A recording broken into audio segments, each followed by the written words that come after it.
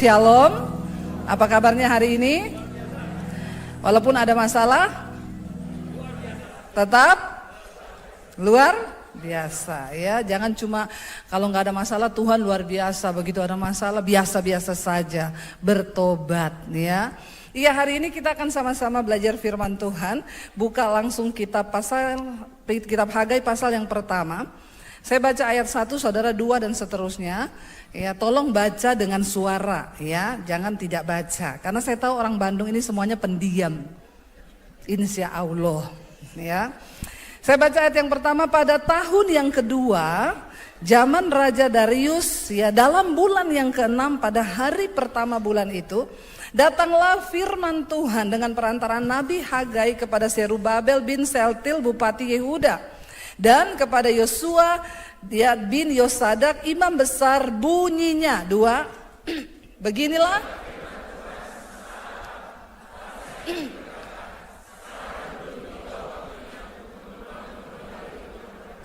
maka datanglah firman Tuhan dengan perantaraan Nabi Hagai. Bunyinya 4.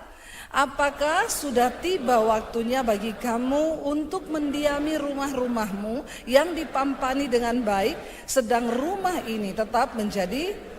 Oleh sebab itu beginilah firman Tuhan semesta alam, perhatikanlah keadaanmu. Ayat 6. Kamu makan tapi tidak sampai kenyang, kamu minum tapi tidak sampai puas. Kamu berpakaian tapi badanmu tidak sampai panas. Dan orang-orang yang bekerja untuk upah, ia bekerja untuk upah yang ditaruh dalam pundi-pundi yang berlubang. Beginilah firman Tuhan semesta alam, perhatikanlah keadaanmu. Ayat yang berikutnya. Jadi naiklah ke gunung, bawalah kayu dan bangunlah rumah itu. Maka aku akan berkenan kepadanya dan akan menyatakan kemuliaanku di situ. Firman Tuhan. Kamu mengharapkan banyak tapi hasilnya sedikit. Bahkan ketika kamu membawanya ke rumah, aku menghembuskannya. Oleh karena apa? Demikianlah firman Tuhan semesta alam. Oleh karena rumahku yang tetap menjadi reruntuhan, sedang kamu masing-masing sibuk dengan urusan rumahnya sendiri. Itulah sebabnya, baca, langit menahan embunnya dan bumi menahan hasilnya. Dan aku memanggil kekeringan datang ke atas negeri, ke atas gunung-gunung, ke atas gandum, ke atas anggur, ke atas minyak, dan ke atas segala yang dihasilkan tanah, ke atas manusia dan hewan, dan ke atas segala hasil usaha. Sampai di situ, saudara. Saudara, keadaan dari kitab Hagai pasal yang pertama ini adalah ketika bangsa Israel mereka pulang dari pembuangan di Babel selama 70 tahun. Siklus kehidupan bangsa Israel selalu berulang. Cari Tuhan, bertobat, diberkati. Diberkati, lupa Tuhan. Menyembah berhala, menyembah kedagingan mereka, mengikuti keinginan diri mereka, lalu terkutuk, dihukum Tuhan. Ya, keadaannya susah. Lalu ketika susah cari Tuhan lagi, bertobat lagi, diberkati lagi, lupa diri lagi. Itu bangsa Israel. Mirip sama orang Bandung nggak? Oh enggak ya, insya Allah ya. Itu sih manusia memang begitu. Ya, enggak usah bilang dah. Kadang-kadang kita juga begitu.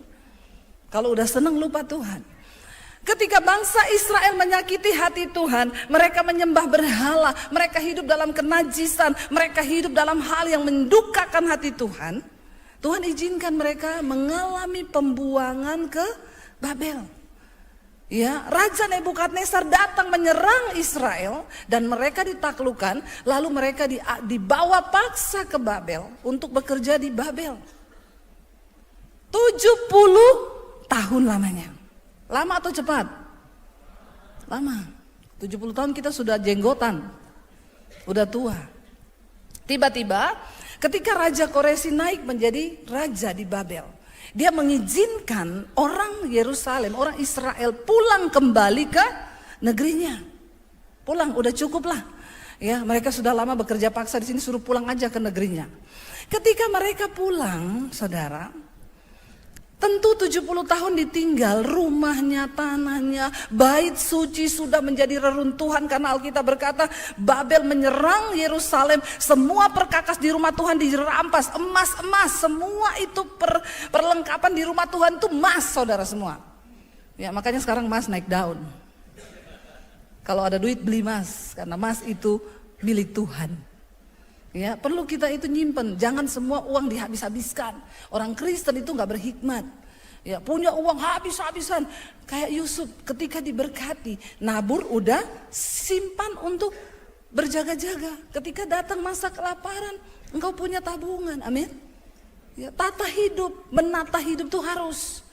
Orang Kristen kadang lupa diri ketika diberkati habis semuanya, saudara, buat kedagingan nggak ada disisakan. Ketika bangsa Israel pulang 70 tahun ditinggal, kira-kira rumahnya masih bagus enggak? Bahkan bait suci ada udah runtuh. Perkakasnya dibawa ke Babel untuk penyembahan berhala. Ya. Mereka pulang ke negeri yang 70 tahun ditinggal sudah berdebu, rumahnya udah banyak tikus, udah banyak kecoa, udah banyak segala macam lah di situ. Ya, lalu manusia itu ketika dalam keadaan yang seperti itu, yang pertama dia pikir apa? Kalau saudara nih, ya makanya Alkitab bilang, kalau baca Alkitab itu renungkan. Jangan cuma enggak ngerti, direnungkan. Bayangkan ya 70 tahun dibawa ke Babel, kerja paksa, pulang kembali ke rumah. Aduh, itu pasti keadaan rumahnya itu udah sampah, udah berdebu, udah tua, udah gini, udah hancur semua. Ketika kita mendapati keadaan rumah kita seperti itu, yang pertama dalam hati kita tuh mau ngapain ketika kita yang mengalami begitu? Bersih-bersih, bangun lagi. Lalu mulai berpikir untuk kerja lagi. Ngapain ya? Zaman itu semua pertanian, nanam anggur lah, nanam gandum, nanam semua-muanya. Memang semua manusia normal seperti itu. Karena manusia itu suka kenyamanan. Kalau nggak nyaman dia pasti akan, ya itu makhluk sosial yang diciptakan Tuhan. Kalau dia nggak nyaman dia pasti akan berusaha bagaimana hidupnya nyaman, itu normal loh. Kalau yang nggak normal juga banyak sekarang. Maunya tidur, mager tapi pengen diberkati. Ya, tidur terus anak-anak muda main handphone satu hari bikin status, semua akan indah pada waktunya. Keong racun, tidurmu terlalu miring, bangun. Firman Tuhan diklaim-klaim padahal dia nggak mau kerja, ya nggak makan kata Alkitab, amin. Ya, jangan punya iman yang mati, punya iman yang tidak berfungsi, punya iman yang tidak bisa menggerakkan. Iman tuh harus hidup. Kadang orang Kristen kayak begitu, normal, dia pengen usaha tuh. Ini keadaan udah nggak baik nih. Saya baru pulang nih 70 tahun, keadaannya semuanya begini, kacau. Dia nanam, saudara. Nanam, Tuhan bilang, karena itu ayat 5 bilang begini. Apakah kamu pikir sudah waktunya kamu mendiami rumahmu, kamu papani dengan bagus, kamu cat dengan bagus, kamu usahakan semua, kamu mulai menanam, kamu mulai begini, kamu mulai begitu. Tuhan bilang, perhatikanlah keadaanmu. Perhatikan keadaan kita hari-hari ini pun, kita ada di hari-hari yang sulit. Bukan cuma Indonesia, dunia sedang tidak baik-baik saja. Kenapa? Karena Alkitab berkata, di hari-hari yang terakhir akan datang masa yang sukar. Ini Alkitab yang bilang, jadi jangan ditengking. Masa yang sukar itu pasti terjadi. Karena sudah dinubuatkan di dalam Alkitab. Nggak bisa kau tengking, nggak bisa. Sekarang bagaimana kita bijaksana hidup di tengah masa yang sulit? Lalu saudara, Tuhan bilang, kamu pikir sudah waktunya kamu memapani, kamu punya rumah dengan baik, kamu punya... Saya lagi di foto dulu mas ya, foto, cepat, biar bagus ya. Sekali aja gini, saya begini. Udah ya, selesai ya. Karena nanti kalau kau foto saya lagi ngomong jadinya juga begini semua. Nanti jelek gitu ya. Udah ya, terima kasih. Kalau lagi khotbah nggak usah difoto. Lalu saudara kembali sampai di mana tadi? Foto. Lalu ya, mereka memapani. Tuhan bilang, kau pikir sudah waktunya kau ngecat, kau perbaiki rumah, kau menanam, sudah waktunya. Sementara rumahku itu kau biarkan menjadi reruntuhan. Zaman perjanjian lama, orang kalau mau ketemu Tuhan harus datang ke bait Allah. Cuma di situ mereka bisa ketemu Tuhan. Ada imam yang masuk ke ruang Maha Kudus, mempersembahkan korban, lalu lewat imam Tuhan menurunkan berkat untuk umat. Dan imam itu masuk setahun sekali, saudara. Bawa kambing, domba, orang datang bawa ternak, bawa semuanya ke bait suci. Di situ ada kolam pembasuhan, habis disembelih, dicuci darahnya, diambil lemaknya. Ini buat Tuhan, ini buat imam, dibawa masuk. Aduh, saya bisa membayangkan kalau sampai hari ini kita masih hidup dengan cara begitu. Aduh, ya ribet ya. Itu kambing domba nggak cukup untuk dosa orang Bandung. Ya nggak, saudara? Nggak cukup, udah nggak cukup.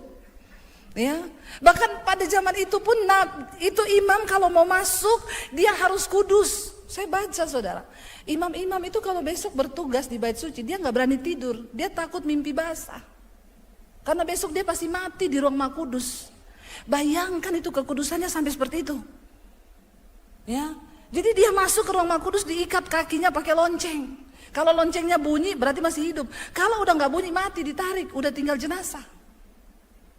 Kalau Yesus nggak datang, sampai hari ini kita masih begitu. Saya yakin di gereja tiap minggu banyak mayat.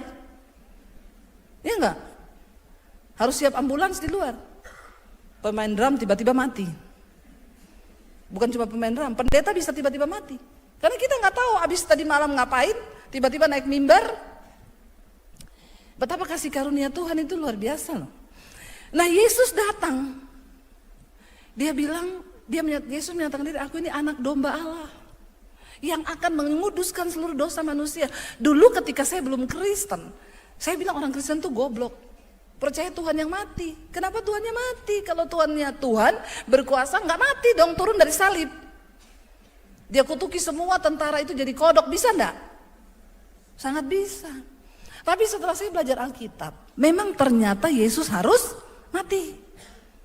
Nah, kenapa Tuhan harus mati? Karena perjanjian lama, hukum Taurat nggak bisa dibantah. Nyawa harus diganti dengan nyawa. Darah harus tercurah. Makanya Yesus disebut anak domba Allah.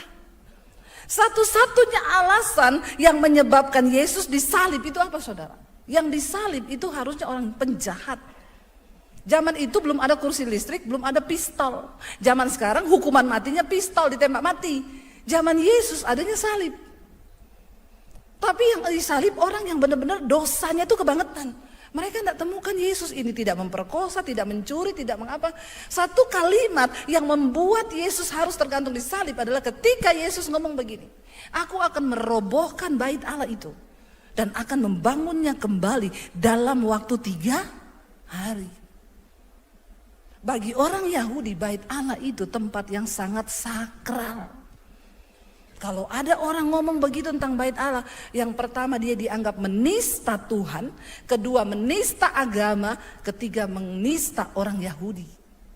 3 pasal ini kena sama Yesus. Dia harus digantung di kayu salib. Ya, harus. Bayangkan Yesus bilang, aku akan robohkan bait Allah ini. Tapi dalam 3 hari aku akan bangun. Mereka tidak mengerti apa yang sedang Yesus ngomong. Kamu gak perlu lagi mempersembahkan darah untuk ketemu Tuhan. Karena tidak ada jalan lain untuk ketemu dengan Bapa selain melalui aku. Darahnya sudah tercurah. Yesus mati. Ingat, Yesus bilang sama perempuan Samaria, nenek moyangmu berdoa naik ke gunung cari Tuhan, ketemu Tuhan. Kami orang Yahudi berdoa di Yerusalem, di bait suci. Tapi akan datang waktunya, kamu gak perlu naik ke gunung. Dan kami juga orang Yahudi tidak perlu lagi datang berdoa di Yerusalem. Karena Bapa menghendaki penyembah benar yang menyembah Bapa di dalam roh dan kebenaran. Kau menabur banyak, tapi hasilnya? Engkau makan tapi tidak kenyang. Kau minum tapi tidak puas.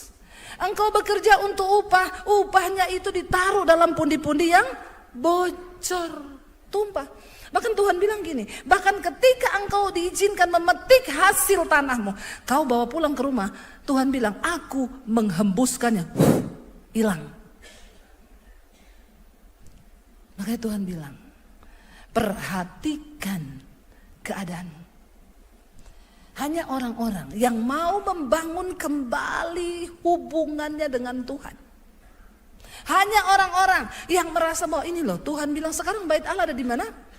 Bukan gedung, bait Allah adalah hidup kita. Dan bait Allah itu kudus, dan bait Allah itu kamu. Kalau kita tahu tubuh kita bait Allah, bagaimana kita masih bermain-main lagi dengan Tuhan? Kau simpan semua dosa dalam hidupmu. Kenajisan, percabulan, kepahitan, sakit hati, semua dosa ada. Tuhan gak bisa berkati engkau kalau engkau terus membiarkan rumah Tuhan yang adalah hidupmu itu menjadi reruntuhan. Amin saudara. Cari Tuhan dulu, bangun hubunganmu dengan Tuhan dulu. Karena kalau tidak, mungkin ada di antara saudara yang hari ini berkata, saya itu bu, saya kerja bu, banting tulang dibanting-banting loh. Jangan begitu saudara. Karena bagi orang yang dikenan Tuhan, kau gak perlu harus sampai berkeringat. Kalau Tuhan berkenan atas hidupmu saudara, ada banyak hal-hal yang secara supranatural, itu Tuhan bisa beri sama kamu. Dan Alkitab bilang, kalau engkau hati-hati bertindak sesuai dengan firman Tuhan, perjalananmu di hidup ini berhasil dan beruntung. Amin saudara. Banyak orang Kristen berhasil, tapi tidak ada untung. Percaya enggak? Percaya. Ada ibu-ibu dengan bangganya, anak saya sekarang bu, udah S26 kayak Samsung. Bukan S1, S2, S3 lagi, S26 kayak Samsung. Oh iya ya bu, iya luar biasa. Wih berarti sekarang sukses banget ya bu. Tapi itu loh, saya juga enggak tahu. Enggak tahu uangnya itu kemana. Berhasil, tapi enggak beruntung. Hidup berhikmat hari-hari ini. Kejar Tuhan, kejar isi hati Tuhan. Jangan karena kau pengusaha, saya utang sesuka-suka saya dok. Ya, nggak pernah. Doa bersama aja, istrimu gandeng tangan. Kita mau ambil keputusan ini, kita doa yuk. Kita tanya Tuhan, boleh apa enggak? Waktu kau berdoa, Tuhan itu rindu sekali bicara sama kita. Tuhan itu rindu sekali menuntun hidup kita. Tapi seringkali dia nggak bisa, karena kita nggak punya waktu dan kita juga memang tidak pernah memberi Tuhan kesempatan untuk bicara sama kita. Kita terlalu sibuk membangun hidup kita, membangun karir kita, membangun bisnis kita, dan kita nggak pernah kasih Tuhan waktu untuk membangun hidup kita. Ada banyak orang Kristen yang kayaknya Kristen ke gereja tiap minggu, tapi dia sombong, dia menentang Tuhan, dan dia nggak pernah menyerahkan hidupnya sama Tuhan, nggak pernah menyerahkan keuangannya sama Tuhan. Dia hidup dengan kekuatannya sendiri. Dia pikir aku bisa, aku mampu, aku kuat. Maaf saudara, bahkan nafas yang kita pakai hari ini itu cuma anugerah Tuhan. Bertobat, amin. Jangan sombong. Duduk di kaki Tuhan, bilang Tuhan apa yang kau mau dari hidupku Tuhan. Kalau kau mencoba hidup dengan kekuatanmu sendiri, engkau capek saudara. Terlalu sayang, umur kita Alkitab bilang 70 tahun. Kalau lebih 80 tahun, tapi kebanggaannya sakit penyakit. Sayang banget kalau hidup yang cuma 70 tahun, kita pakai hidup dengan kekuatan kita sendiri dan kita gak pernah libatkan Tuhan. Saya ini saksi hidupnya Tuhan. Bagaimana saya melihat campur tangan Tuhan. Ya ayo kita percayakan hidup sama Tuhan. Tidak ada kuasa lain, bahkan hidup kita ini tidak punya kekuatan. Kita ini pusing tok saja sudah gak bisa apa-apa loh, benar gak? Kalau hari ini kita bisa berdiri, itu semuanya karena Tuhan. Karena itu mari bangun hubunganmu, rumah Allah yang ada dalam hidupmu itu. Supaya engkau terhubung dengan Tuhan. Kenapa kita harus terhubung? Dia sumber kehidupan, dia sumber kekuatan, dia sumber hikmat, dia sumber berkat kita. Mari bangkit berdiri bersama.